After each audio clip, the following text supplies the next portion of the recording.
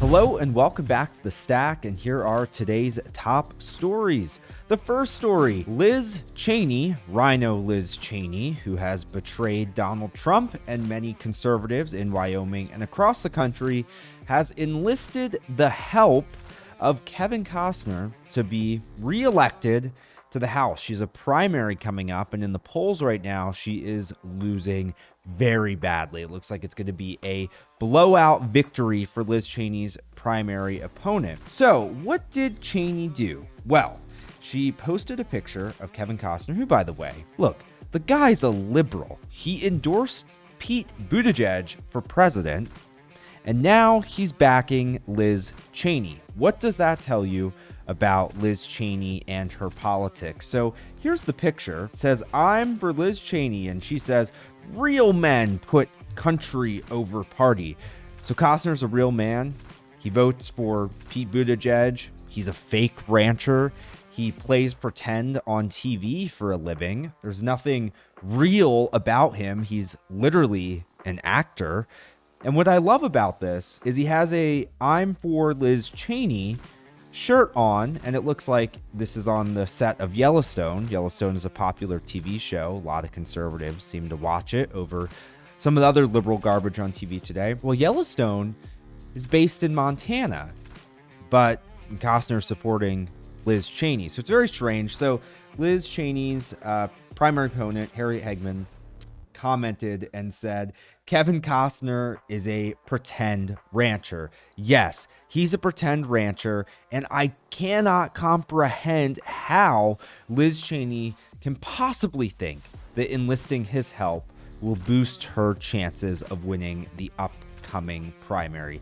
Liz Cheney's a disaster, and I think she's going to get destroyed in this upcoming election. And the second story, I'm back talking to you about electric cars again. I just cannot stress enough how electric cars, especially electric trucks, are not ready for the prime time yet.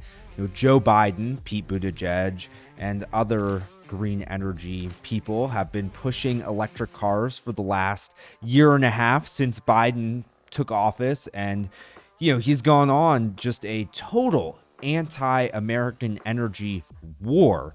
And he thinks that we all just need to buy electric vehicles. So Ford is out with the new electric truck called the Ford F-150 Lightning. I think it's pretty cool. It looks a lot like the normal Ford F-150 that's a very capable truck. So if you're buying an electric truck, and especially if you're buying one that costs $93,000, you probably expect to be able to do truck things with it. A lot of people go camping on the weekend, and the campsite isn't always close. What if you live in a city and you got to drive 100 some miles to the campsite? That's a reality for people. Or you got to drive a while to get to a lake. So some journalists from Motor Trend set out to test the towing capacity of the Ford F-150 Lightning, and their findings were less than inspiring. I don't know how you could see these findings and possibly want to buy an electric truck after this. So the journalist was less than confident in the truck's towing abilities from the start. So this is a statistic I think is wild. So with the largest available battery pack, a fully charged Ford F-150 Lightning has less energy on board than a regular F-150 with 4 gallons of gas in its tank. That's wild. So they hooked up an RV that weighed 7,200 pounds, so not that heavy when you're talking about truck towing capacity. And they set the vehicle's temperature to 72 degrees. They turned the headlights and radio on, and then they traveled on an established 80-mile route, and then they figured out the energy consumption to determine the truck's range on a full charge, and they found out that with a 7,200-pound trailer, the Ford F-150 Lightning could only make it 90 miles. Wow. That's crazy. So you can make it 90 miles to your campsite, and then what do? When there's no electric truck charger at your campsite? Well, you're just going to have to figure out how to get back, I guess. What are you going to plug your camper to? It's absurd. How is this possible for people to do? And with even less weight, so with a 200-pound trailer, they could only go 100 miles. With a 3,000-pound trailer, very light, only 115 miles. This is a truck that's supposed to have over 300 miles of range. This is what I call a total disaster. The third story, speaking of electric car disasters, well, if you can't make it to your campsite, maybe your electric car will just catch on fire instead.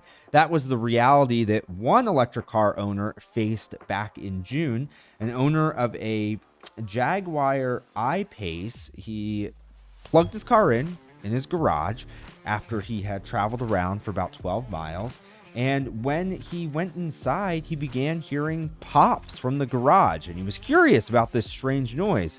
So he went back to the garage, and what did he find? Well, he found thick smoke just billowing from within. So he immediately knew, well, if it's smoky, there's probably a fire, and he wanted to get the car out of the garage. And so he drove the vehicle onto the street in front of his home. He headed inside, he called roadside assistance, 911 showed up, there were more pops, and then it just erupted into flames rapidly. And I have a photo of what the electric car looked like after the fire. I mean, just reduced to ash. These fires are really hard to get out. There was one case where firefighters had to dig a hole in the ground and fill it with water to get a fire out. That's how bad these fires can be.